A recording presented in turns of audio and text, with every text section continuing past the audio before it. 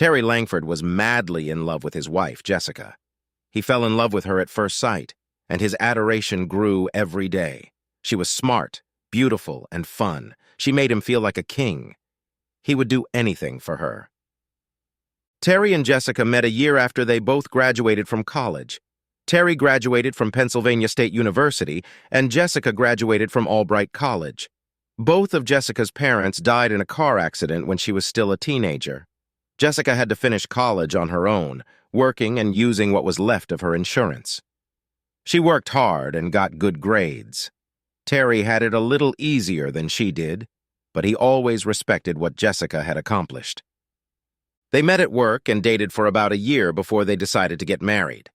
They were a good couple, both a little oddball and both a little shy. The nice thing was that they felt comfortable with each other. They had sex before they got married. It was awkward but fun. With practice, they improved, and the sex in their married life was great. They finished each other's sentences. They liked the same movies and meals. Life was perfect. Sometimes Terry would lie awake at night watching Jessica sleeping. She looked angelic as she lay there with her hair falling softly over her face. Sometimes she would mumble something that more often than not he couldn't understand. She always seemed to be smiling as she talked to herself. He made out Jason's name and a lot of giggling. Terry had never bothered with that. His relationship and trust in her was too strong for it to bother him. He figured Jason was a childhood friend or relative he wasn't familiar with. Perhaps an old boyfriend or someone she worked with. But he didn't know about that. He never felt it necessary to ask her who Jason was. After her parents died, Jessica went to live with her Aunt Harriet. Aunt Harriet moved into a nursing home when Jessica was in college. Once a month, Jessica drives to Reading to visit Aunt Harriet. She usually stays there most of the day. She always adjusts her work schedule so that she gets the first Wednesday of every month off.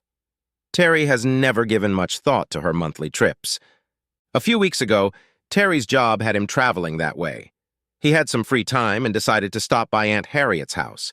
He had never met her, but he knew she and Jessica were close.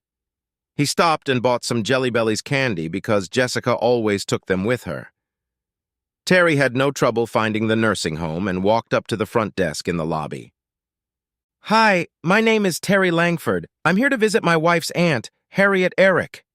The receptionist looked over the list and asked him to repeat the name. "I'm sorry, there is no one here by that name. Let me check past lists." He was a little puzzled and worried. Was Jessica really lying to him, and if so, why? After a few minutes, the receptionist looked up. "Harriet Eric was here last year, but unfortunately she passed away about 10 months ago." Now he was getting worried. Why did Jessica say she came to visit her aunt every month if her aunt wasn't here anymore? He left the bag of candy on the counter and walked back to the car. All the way home, he struggled with himself. He didn't know what to do.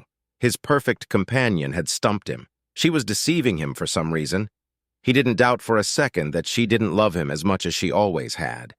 But why did she feel she had to keep such a secret from him? Terry had never let her feel like she couldn't be frank and truthful with him, and it hurt him. Had he done something to make her believe he couldn't be trusted? Was he to blame for this? Could he be paranoid about the whole situation? What was she doing here if her aunt was dead? Should he confront her face to face? That last question was the most difficult. He just couldn't bring himself to ask her about it because he really didn't want to know the answer. Terry had never mentioned to Jessica that he was in Reading or at the rest home. Finally, he couldn't take it anymore. Terry had to get it out in the open somehow. One evening after they had dinner, he tried to broach the subject of marriage without being overly frank. Unfortunately, he wasn't very good at it. "Jessica, are you happy with the way things are going with the marriage?" "Why, what exactly do you mean?" "Well, we're doing well. Are we making each other happy and content? Does either of us do anything that aggravates the other? That sort of thing?" She walked over to the couch and sat down next to him. She pressed herself against him and looked into his face. She was beautiful. "Something's bothering you. Tell me exactly what it is," she whispered. He couldn't do that. Terry had driven himself into a trap and was now trying to find a way out of it.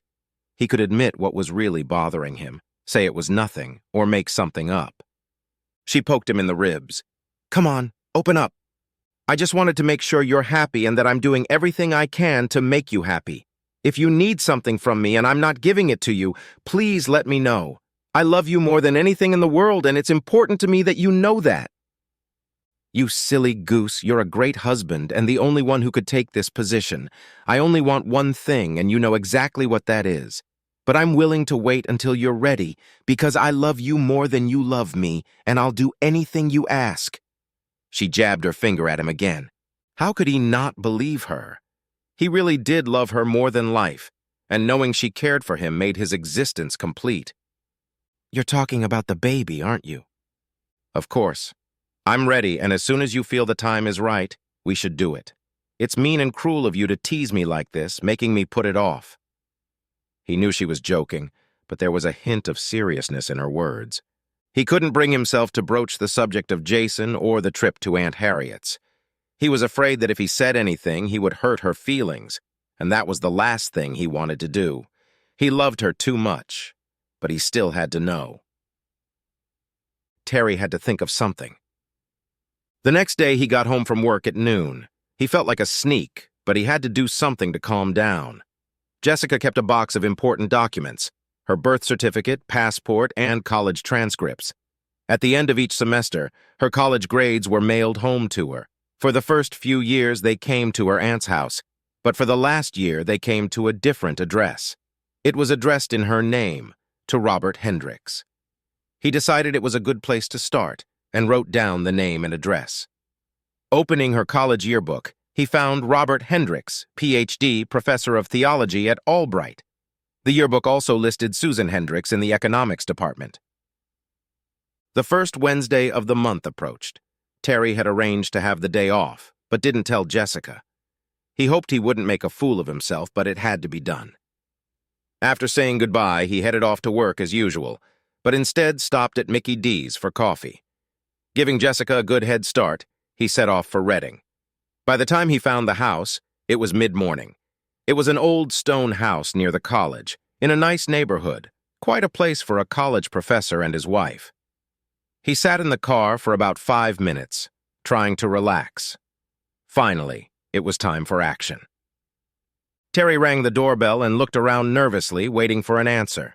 He was greeted by an attractive, middle-aged woman and smiled. "Terry, what are you doing here? Jessica didn't tell me you were coming. Robert and I had hoped to meet you for a long time, but she said you were always too busy to come with her. I know we've never met, but Jessica showed us your picture, so it was easy to recognize you. Come on in. I'll get Robert." Now I was really scared. The situation was not at all what I had expected. Robert walked up to me, smiling, and extended his hand. "It's nice to finally meet you, Terry. Jessica talks about you all the time, and we were afraid she was hiding you from us.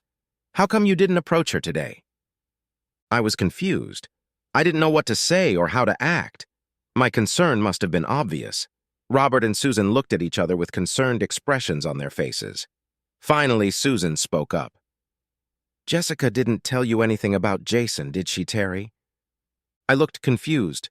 "No, she didn't. I had an idea, but I never asked her, and she never brought it up. I don't know anything about Jason. She always told me she was going to her Aunt Harriet's. I found out Harriet died, and I wondered where she was going, so I followed her. I don't know anything about Jason except that she sometimes mentions him in her dreams." There was an awkward silence. Robert felt compelled to explain. "Terry, it's not in our power to tell you about Jason. We were under the impression that Jessica told you everything. She said she was afraid to mention it because you would think badly of her and she loves you too much. We told her she should tell you before you found out, but she just couldn't seem to bring herself to do it. I love Jessica very much, and I didn't want to ask her questions that would be hard for her to answer. She seemed to feel the same way and didn't want to tell me anything that would make me feel uncomfortable. I know you don't want to be in the center of things, but it's pretty clear that the two of us can't make it without help. Please, you have to help me.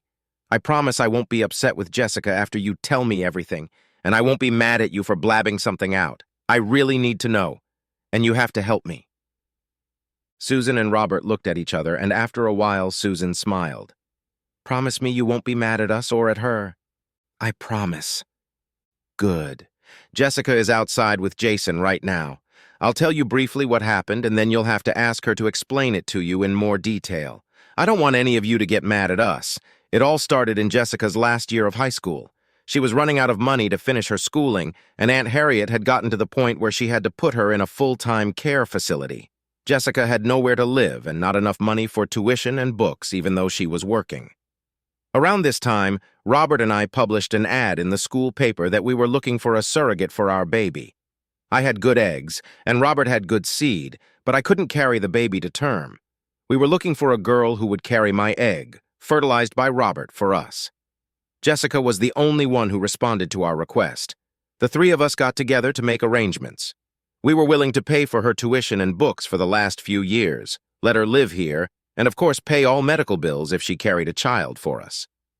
She agreed, but insisted that she have the ability to name the baby and also see the baby at any time. We had a lawyer draw up the paperwork, and all was well until Jessica went to the doctor for her first checkup. It turned out that she was still a virgin. Since she couldn't have a baby that way, it was decided to have the procedure done. Anyway, the egg was fertilized and planted. Everything went well, and 9 months later, we had a beautiful son whom Jessica named Jason. So Jason is Jessica's son? Jessica gave birth to him, but he has our DNA. You could say he has 3 parents who all love him. We can never thank her enough for what she has done for us. Please realize that everything she did out of love and necessity. I'm sure she didn't tell you because she just couldn't think of a way to explain it without risking you thinking the worst of her. She loves you very much and doesn't want to hurt you. Please treat her with the same consideration. I was at a loss. I wanted to say something deep and meaningful, but nothing was coming out. I just sat there and smiled. "Do you mind?" asked Roberts. "Yes. I think I love her more than I used to, if that's possible. She's a wonderful person, and I'm proud that she chose me to be her wife. I am ashamed that I ever doubted her at all. Do you think it would be okay if I met Jason now?" Susan smiled. "They're in the yard by the swings. You go over there, and Robert and I will bring lunch for all of us soon." As I walked down the grassy slope, Jessica looked up. She had a small smile on her face, like she was happy to see me, but worried at the same time. Jason saw me and said something to her. They both smiled again, and he ran over to me. I smiled at Jessica to ease her worry and realized it was time. I love my wife more than anything in the world, and I know she will have beautiful children.